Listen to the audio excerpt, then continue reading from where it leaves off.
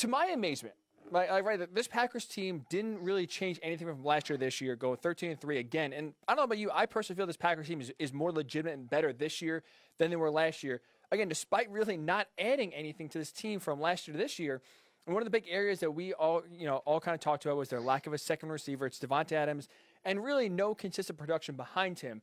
With a game like this, when we have an eraser like Jalen Ramsey is, who week after week is able to take away the number one receiver, is this a game where you are concerned about that maybe the non-addition of a second wide receiver behind Devontae Adams maybe could end up actually hurting the Packers for once, because it really hasn't up to this part this year?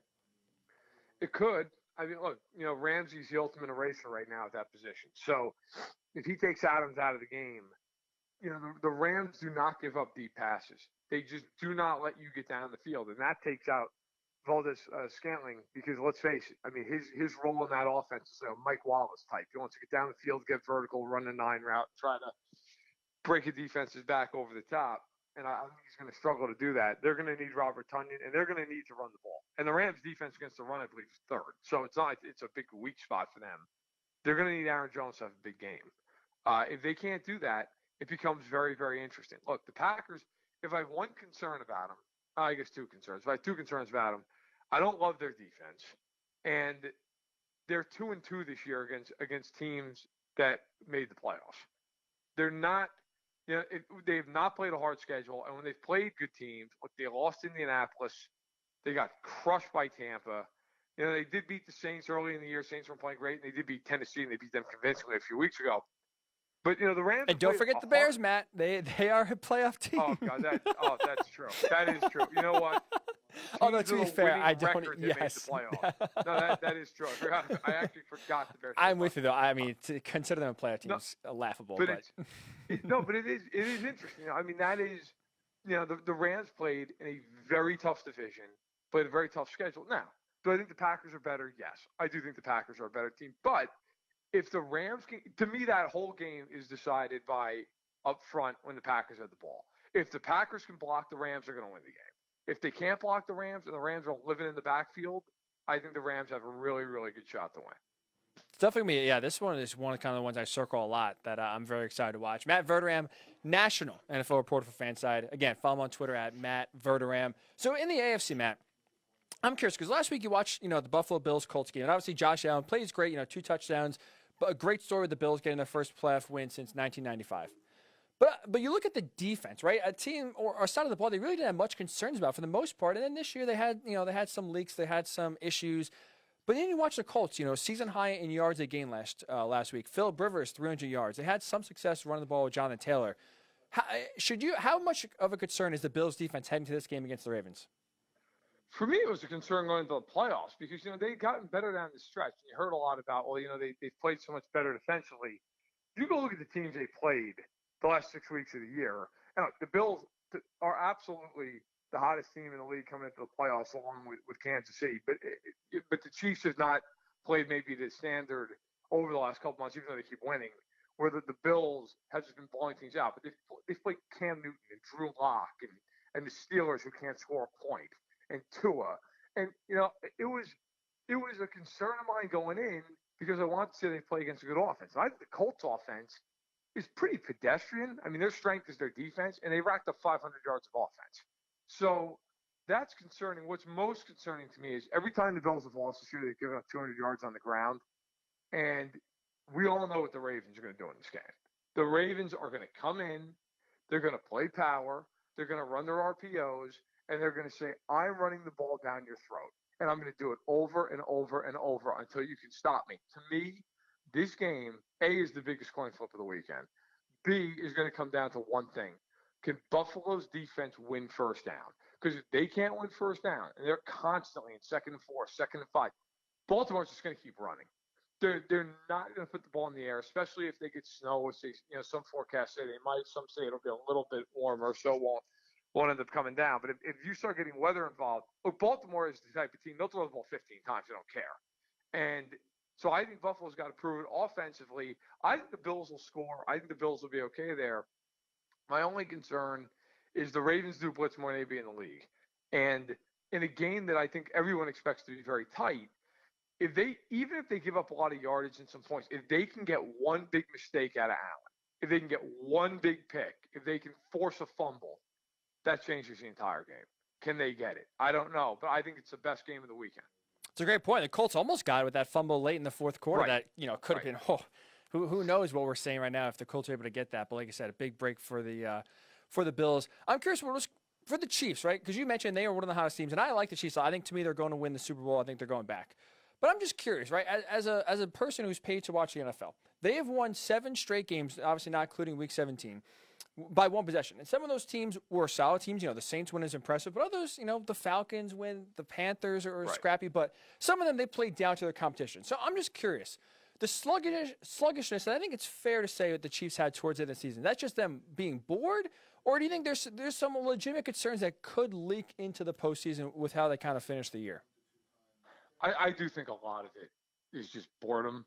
Travis Kelce on a Shannon Sharp's podcast about a week ago, maybe it's 2 weeks ago at this point. And Shannon Sharp, who repeated as a champion himself, asked Travis Kelce, what has been the hardest part of repeating? And he said, having patience to just get to the playoffs, because we knew when we showed up we were going to make the playoffs. And, I think if you watch them, the one thing that really makes me lean toward that, beyond just Kelce's answer, whenever they played a team this year that they thought could threaten them, the Chiefs came out and thrashed them. Every time. They pummeled Baltimore early in the year. They pummeled Buffalo. When they went to Tampa Bay, they were up 17-0 in the first quarter. Hill had over 200 yards receiving in the first quarter. When they went to New Orleans, they were up 14-0 midway through the second quarter, and they were up by 2 touchdowns in the fourth quarter. The one thing that I think is a little misleading with them, look at the final score, and they haven't covered in a couple of months, and everybody's freaking out about it. Tampa Bay never had the ball in the fourth quarter with a chance to tie the game. Neither did New Orleans. Neither did Miami. Right? Denver did, but Denver had like 30 seconds there at their own 10-yard line. That game was never really in doubt. The only game that really down the stretch was legitimately in doubt when their starters in the game was Atlanta. Right. They played a horrible game. It's a game they could have lost, maybe even should have lost, but didn't. I think you're going to see a very different, very motivated Kansas City team on Sunday afternoon. I would agree with you, and I'm with you. I'm glad you said boring, because I wasn't sure if that was just me just kind of making things up as just a neutral observer. But that's what at least it seemed like, and I'm with you. I think they'll flip the switch this weekend, starting with Cleveland. 2 quick ones for you, Matt, before we get you. You've been very gracious with your time. What is the % chance in your mind that DeShaun Watson gets traded from the Texans? 5. Okay, maybe. So it's not realistic really at all. I do. Look, you never know. Things happen, but for him to get out of there, that would have to go beyond nuclear. I just do not see Houston willingly trading a guy that, let's face it, if they trade him, they're not even a franchise. They're just not a team. I mean, that is a team. If they trade DeShaun Watson, they're the worst team in football, easily. Oh, totally. They're winless this year without him. They're easily worse than the Jets if they trade DeShaun Watson. Totally agree. I think if you're the Texans, you just have to say, look, he's under contract for the next 6 years. We don't care. He'll get over it. We're not moving him. But the 5%'s always there, because you know what? You just never know. You never know if Easterby and Casario think that they're smarter than everybody else in the room, and they deal the guy for 4 picks. I mean, they could.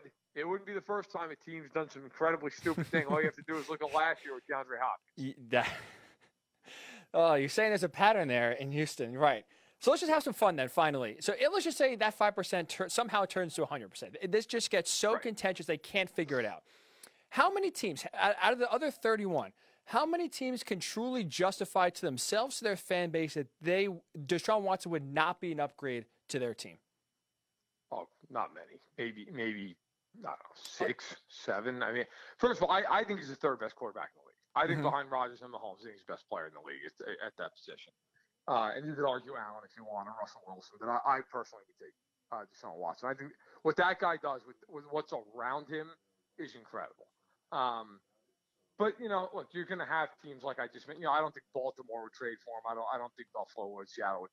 But I think you'd have 3/4 of the league that would be sitting there. Now, the question would become: would Houston even entertain trading him in the conference? Right. I would have to think that the price goes up. They would never trade him in the division. I don't think they would trade him in the conference. Maybe considering who's running that team, the Pats would be on line 1. But I think, to me, if they ever got to the point where they're like, we're going to move him, I think the leader in the clubhouse is San Francisco. Ooh. I think the Niners would call them up and be like, here's Jimmy Garoppolo, who they've been trying to move off of anyway. Mm-hmm. Here's Jimmy Garoppolo. Here's 2 first-round picks, and here's 2 second-round picks. Is that enough? And if it's not, it's probably at least somewhere in the ballpark. So I would think the Niners would be the team. I think Kyle Shanahan would pay any price because I think you look at DeShaun Watson and go, we get him, we're going to the Super Bowl. I couldn't agree more. I'm with you. And the fact that the rarity of a talent like him to potentially be on the market at his age, at his skill set already. Like I said, there's not many. To me, there's only I honestly, even if I'm the Ravens, even if I'm the Bills, I would take DeShaun Watson over any of these guys, even Aaron Rodgers. Just like age, when in terms of age, production, or consistency. Right. I really don't think outside of the Chiefs there's really anyone else. Again, assuming obviously in division it's impossible, but let's just say for argument's sake he's out there. Every team has an equal chance to get him. There's not many teams, like you said, that can justify to themselves and the fans saying, "Hey, we're good. We are set here." That would be, man, the rumor mill would be just unbelievable if that was that would be the case. It'd be like the NBA with all these crazy trades. Matt Verderame been very gracious with the time. National NFL reporter for Fanside. Follow him on Twitter at Matt Verderame. Stacking the Box podcast. Check that out as well. Matt, really do appreciate your time. Thanks so much for giving us a few minutes here. No problem. Anytime.